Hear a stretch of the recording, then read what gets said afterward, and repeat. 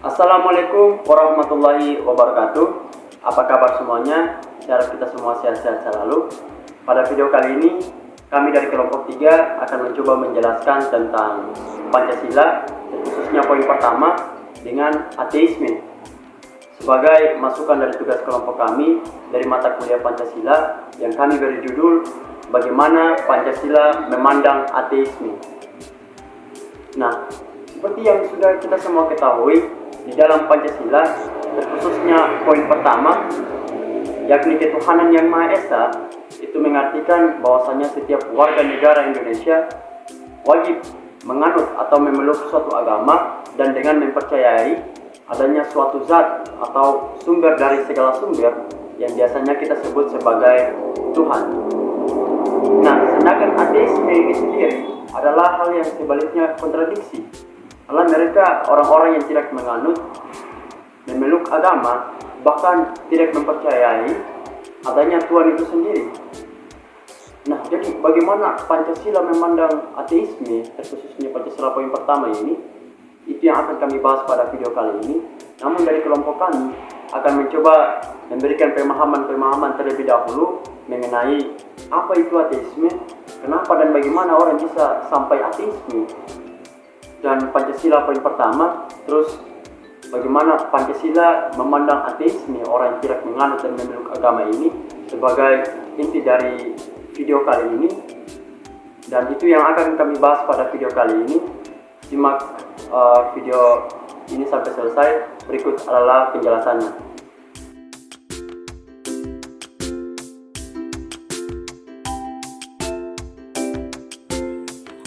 Ateisme adalah sebuah pandangan filosofi yang tidak mempercayai keberadaan Tuhan dan dewa-dewi ataupun penolakan terhadap teisme.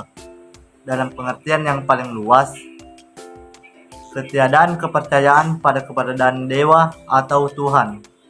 Istilah ateisme berasal dari bahasa Yunani atheos yang secara peyoratif digunakan untuk merujuk pada siapapun yang kepercayaannya bertentangan dengan agama atau kepercayaan yang sudah mapan di lingkungannya. Dengan penyebarannya, pemikiran bebas, skeptisisme ilmiah, dan kritik terhadap agama, istilah ateis mulai dispesifikasi untuk merujuk kepada mereka yang tidak percaya kepada Tuhan. Latar belakang munculnya ateis adalah suatu paham yang muncul sekitar abad ke-19 Masehi, yang dimana pada masa itu sekelompok orang telah mempengaruhi oleh alam, keaktualan diri sendiri, percaya pada faktual nyata, alam indra, sehingga sesuatu yang di luar diri manusia itu tidaklah ada. Pengaruh eksistensialisme pada abad ke-19 awal abad 20 telah mempengaruhi manusia. Dalam filsafat eksistensialisme mengajarkan bahwa manusia yang sesungguhnya bereksistensi, maksudnya manusia sama sekali bebas. Ia dihukum untuk hidup dengan bebas. Dapat kita pahami bahwa eksistensialisme ini yang sangat mempengaruhi untuk tidak percaya kepada Tuhan. Ada beberapa faktor yang mempengaruhi munculnya ateis ini, yaitu perkembangan teknologi dan sains, paham sosial progresif, dan faktor morality.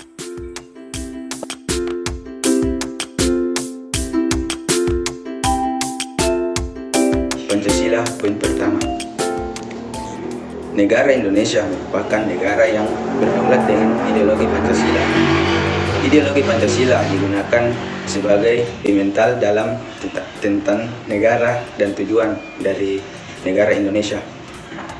Nilai-nilai dalam Pancasila mencerminkan tingkat laku bangsa Indonesia sehari-hari. Pancasila memiliki 5 sila, salah satunya sila pertama yang berbunyi ketuhanan yang Maha Esa. Arti bangsa Indonesia adalah bangsa yang berubah dan mempercayai Tuhan, menjelaskan perintah dan larangan Tuhan sebagai bangsa yang dilambangkan oleh bintang emas dengan latar belakang berwarna hitam. Bintang emas menggambarkan bahwa bangsa Indonesia mengakui akan adanya Tuhan Yang Maha Esa. Salah satu itu cahaya dari sebuah bintang diibaratkan sebagai sumber cahaya yang berasal dari Tuhan Yang Maha Esa, sebagai sumber cahaya yang menerangi negara Indonesia. Kemudian latar belakang berwarna hitam menggambarkan warna alami dengan bahkan dari Tuhan Yang Maha Esa. Diharapkan bangsa Indonesia tidak tersesat dalam menjalani kehidupan. Nilai-nilai sila pertama Pancasila. 1. Percaya akan adanya Tuhan Yang Maha Esa serta menjalankan perintah dan menjauhi larangannya sesuai dengan kepercayaan masing-masing. 2. Saling menghormati pemeluk agama lain. 3. Memiliki toleransi antar umat beragama. 4. Tidak memaksakan kehendak atau aturan beragama. Assalamualaikum warahmatullahi wabarakatuh. Saya atas nama Samsul Hadi dari kelompok 3 akan menjelaskan mengenai sila pertama dalam Pancasila yang berbunyi ketuhanan Yang Maha Esa. Ketuhanan Yang Maha Esa ini memiliki sebuah macam makna, sama halnya juga dengan sila-sila lainnya. Sila pertama pada dasarnya juga memiliki wujud sikap yang bisa dianggap seperti sikap yang bisa diterapkan dalam kehidupan sehari-hari sebagai makna yang ada di dalamnya. Simbol Pancasila sila ke-1 dalam Pancasila memiliki lambang, yaitu sebuah bintang yang tunggal. Lambang bintang yang tunggal dianggap sebuah cahaya seperti cahaya kerohanian yang diberikan oleh Tuhan kepada setiap manusia. Bintang tunggal tersebut juga memiliki latar warna hitam sebagai warna alam asli, atau di mana yang memilikinya adalah Tuhan yang sekadar karangan, di mana simbol ini adalah sebuah karangan daripada Tuhan.